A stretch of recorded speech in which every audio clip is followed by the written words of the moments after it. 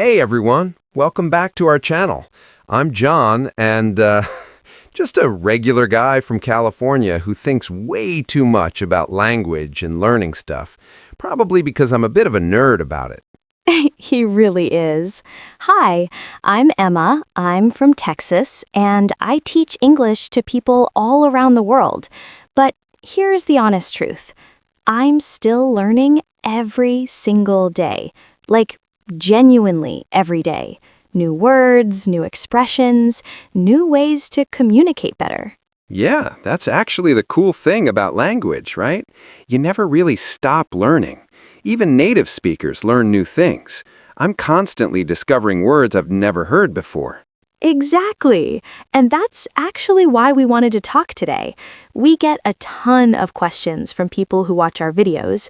They say things like, how do I get better at English? What should I do every day? I feel stuck. I don't know where to start. So we thought, gesturing between them, let's just have a normal, real conversation about it. Not fancy, not complicated, just real. Yeah, like, what are the habits that actually work? Not the boring textbook stuff that makes you fall asleep. Real habits, practical habits, things that actually change how you speak and understand English. Real habits that real people do. Okay, so John turns to him with genuine curiosity. Tell me something. When did you start thinking seriously about English learning? Like, did you always speak English perfectly? Oh man, no. So I grew up speaking English because I'm from the US, born and raised in California. But when I was in college, pauses, remembering, I realized something that was kind of embarrassing, actually. I was really bad at writing and reading difficult things. Like, I could talk, sure, I could have conversations, but when I had to write an essay or read something complex, I struggled a lot. Yeah. A lot of people have that problem. They can speak casually, have a conversation at a party, but they can't really communicate deep ideas, you know? They can't express complex thoughts. Exactly. And that bothered me because I realized, gestures with hands, if I wanted to succeed in my career, I needed to be better. I needed to read more, write better, understand more difficult English. So I had to, laughs, basically teach myself. And that's when I started noticing something really interesting. Leans forward, interested. What did you notice? Patterns, nods. I started paying attention to the people who were really good at English. Not perfect, but genuinely good at communicating. And you know what they all had in common? What? They all did specific things every single day. Not sometimes, not when they felt like it, every single day, emphasizes with hand movements. And that was the moment it clicked for me. English learning isn't about big, dramatic changes. It's about small, daily actions. Nods enthusiastically. Yes, that's so important. I think that's actually the biggest misconception. People think, oh, I need to study for 3 hours straight. But that's not how your brain works. Right. So what was the first habit I noticed? Reading. Seriously. Takes a sip of coffee. I started reading small things at first. Not novels, not anything huge. Just articles, news pieces, blog posts about things that interested me. And I did it every morning with my coffee. Smiles. That's beautiful, actually. And I think that's so important for beginners listening to hear. You don't need to read Shakespeare. You don't need to read complicated philosophy books. You can read, what, a paragraph? 2 paragraphs? A short article? Exactly right. I started with maybe 5 to 10 minutes. That's it. Just 5 to 10 minutes of reading something that actually interested me. And here's the key. Points gently. Because it was interesting to me, because it was about topics I cared about, I actually wanted to keep reading. See, that's the secret that nobody really talks about. Everyone says, oh, you need to study for 2 hours. You need to dedicate huge chunks of time.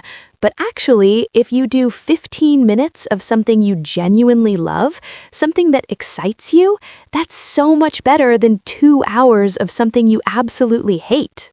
Yes, oh my God, yes. Because here's the thing, pauses thoughtfully. Your brain remembers things when you're enjoying yourself. It's not just my opinion, it's actual science. Your emotions help your brain store memories. When you're happy or interested or curious, your brain is literally more receptive to learning. Leans back. That makes so much sense. So reading was your first habit. What came next? Takes another sip of coffee and smiles. Listening. I started listening to podcasts, English podcasts. And again, not too hard or complicated. I found ones about topics I actually cared about. For me, it was sports and music. I'm obsessed with sports. I remember you telling me about this. You listen to sports podcasts? All the time. And you know what? It's perfect for English learning because people are talking about something they're passionate about. They're natural. They're not reading from scripts usually. They're just talking, like we're talking right now. And what did that do for you? How did it help your English? Well, it helped me understand how English really sounds in the real world. Like in the classroom, right? Teachers teach you very clearly, very slowly, very precisely. Everything is perfect. But real people, we talk so fast. We use slang, we interrupt each other, we say and a lot, we mumble sometimes, we have accents. Yes, and that's what confuses so many people. They study really proper English and then they hear real people talking and they're like, wait, what? I didn't understand anything. Exactly. So listening to podcasts, watching YouTube videos, listening to real people talk, it helped me get used to that. The rhythm of speech, the speed, the natural way people actually talk. Not textbook English, real English. That's really smart. Okay, so you've got reading and listening covered, two solid habits. What about speaking? Because that's the one that scares people the most. Oh, speaking. Yeah, that's the scary one, right? That's the habit that makes people most nervous. For a lot of people, absolutely yes. Some people have been studying English for years, but they're terrified to actually speak it out loud. So here's what I did, and I want to be honest about this because it sounds kind of silly. Pauses. I started talking to myself. Laughs. I know that sounds absolutely crazy. Immediately, it's not crazy at all. I do that. Surprised and happy. Really? Yeah, I literally talk to myself in the mirror, or when I'm driving in my car, or in the shower. Smiles warmly. And okay, it sounds silly. It probably looks silly if someone sees you doing it, but it actually works because you're practicing without any pressure. There's no one judging you. You can make mistakes, and you just keep going. You don't have to stop and feel embarrassed. Right, and nobody's waiting for you to finish. Nobody's thinking, oh, he said that wrong. You can just exist with the language, experiment with it, try different things. Exactly. And then eventually, after doing that for a while, John, you moved to talking with other people, right? Yeah, so once I felt a little bit more comfortable, once I didn't feel as nervous, I started looking for conversation partners. I found people online who wanted to practice English. We'd connect through language exchange websites, apps and websites dedicated to that. And what happened? Tell them about your first conversation.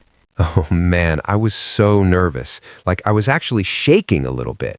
My heart was beating so fast. I thought, what if I can't say what I want to say? What if they judge me? What if I sound stupid? All these worried thoughts. Nods sympathetically.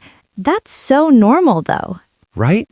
But you know what actually happened? Smiles. The other person I was talking to was also nervous. They were also learning. We were just trying. We were both a little bit nervous, and that made it okay. Pauses. That made it human.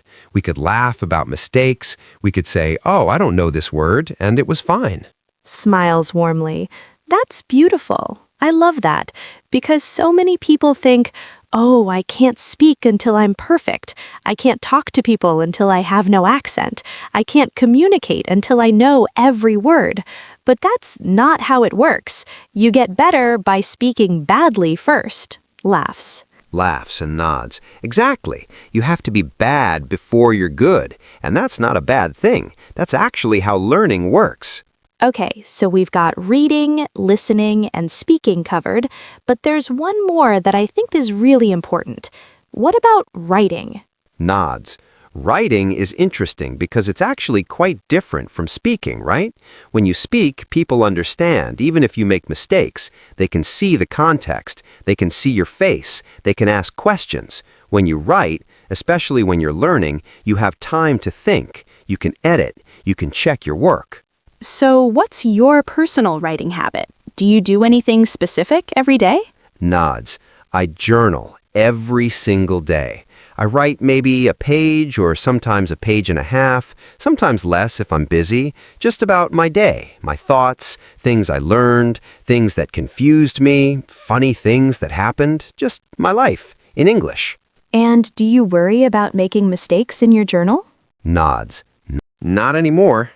Smiles. At first, I definitely did. I was so worried about getting every single thing right. But then I realized something really important. Pauses. These mistakes in my journal? No one's reading them. Laughs. It's just for me. So I can make as many mistakes as I want. There's no grade. There's no one judging me. And that's where the real learning happens. Exactly, nods enthusiastically. That's where you actually learn. Because when you're not worried about being perfect, you can take risks. You can try new words. You can experiment with grammar. You can just express yourself. That's so good, because writing is really about getting your thoughts out of your head and onto paper or the screen, and that helps you think clearer in English. It helps you organize your ideas. Nods. Totally. And here's something really cool. Leans in with genuine excitement. After a few months of journaling, I started going back and reading old entries, and I could literally see how much better I was getting. It was like visual proof, concrete evidence that the habit was actually working.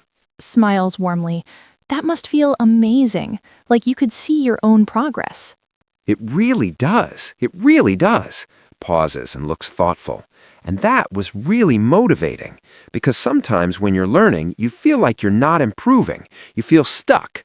But when you look back at your old writing, you can see exactly how far you've come. Nods. That's powerful. Okay, so we've talked about reading, listening, speaking, and writing. These are the four main skills. But I think there's something that connects all of these, right? Something that ties everything together? Yes. Consistency. Like the magic word, the secret word is consistency. Not perfection, consistency. Nods. Yes. So many people think they need to do everything perfectly, or not at all. But actually, if you do something imperfectly every single day, if you practice badly every day, you get so much better than if you do it perfectly but only sometimes, like just on weekends. Right. I could spend 4 hours on a Saturday studying English really hard, making perfect notes, reviewing everything. But that's not as effective as spending 30 minutes every single day. Every day. Why is that, do you think? Why is daily practice better than occasional long sessions? Thinks carefully. Because your brain needs repetition. It needs to see the patterns again and again and again. Like searches for an example. If you want to get fit, if you want to run a marathon, you don't run for 8 hours once a week. You run a little bit every single day. Your body needs that consistent stimulus. Oh, that's a perfect analogy. Learning English is exactly like fitness. You need to train your brain regularly. You need to stress it a little bit every day so it adapts and gets stronger. Exactly. And here's the thing, gestures with both hands. When you do something every day, it becomes automatic. You don't have to think about it anymore. It just becomes part of who you are, part of your identity. Leans back. So if someone's listening to this right now and they're thinking, okay, this makes sense, I want to start these habits, what would you tell them? Like, where should they actually start? What's the first step? I would say start small. Seriously, don't try to do everything at once. That's a recipe for failure. Shakes head. Pick one thing, maybe reading because it's easiest, or listening because you already listen to music, something that excites you, something that doesn't feel like a chore. And do it for just 15 minutes. Don't overwhelm yourself. 15 minutes is not a big commitment. Right, 15 minutes. That's so doable. Everyone has 15 minutes. Everyone. You wake up 15 minutes earlier, or you read during your lunch break, or you listen to a podcast when you're walking to work or to school, or in the gym. Nods. And then, after a week or two, when that habit feels easy, when it feels natural, you add another one. Exactly. Nods. You build on it like building blocks. Make stacking motion with hands. You start with a strong foundation and then you add the next layer and then the next. Before you know it, you have all 4 habits: reading, listening, speaking, and writing. I love that visual. Okay, one more question because I think this is important. Pauses. Have you ever wanted to quit? Like, was there a point where you thought, this is too hard, I can't do this, I'm not improving fast enough? Laughs and nods. Oh yeah, many, many times. Rubs his face. There were weeks where I was incredibly busy with work, and I thought, I don't have time for this. This is pointless. Or I'd get frustrated because I felt like I wasn't improving. I'd listen to podcasts and still not understand everything, and I'd think, why am I doing this? And what kept you going? What kept you from quitting? Smiles softly. Honestly, remembering why I started. Pauses and looks genuine. Like, I wanted to be a better communicator. I wanted to be able to read difficult books without struggling. I wanted to understand movies and TV shows without subtitles. I wanted to talk to people from other countries and understand their perspectives. Looks at Emma. And those reasons were bigger than the frustration and the doubt. Nods thoughtfully. That's beautiful. Because that's the real secret, right? The one that nobody talks about. You have to connect the habit to something you actually care about, something that matters to you personally. Nods. Yes, if you're learning English just because someone told you to, or because you think you should, that's really hard. That motivation doesn't last. But if you're learning English because you want to do something specific, I don't know, watch your favorite show without subtitles, or read books from your favorite author, or talk to people from other countries, or get a better job, or travel, gestures. That's powerful. That's real motivation. Smiles at the camera. And that's something we really want to say to everyone watching. Your reason matters. Your why matters. Find that and the habits will follow naturally. The discipline becomes easier. Nods. Yeah, and be patient with yourself. Gestures gently with open hands. Language learning is not a sprint. It's a marathon. There's no rush. No one's timing you. You're just slowly, gradually getting better. And one day, maybe months from now, maybe a year from now, you'll look back and you'll be amazed at how far you've come. Raises her coffee cup slightly. I'll drink to that. Laughs and raises his cup too, to consistent habits and patient learning and believing in yourself. Laughs. Yes, and supporting yourself instead of judging yourself.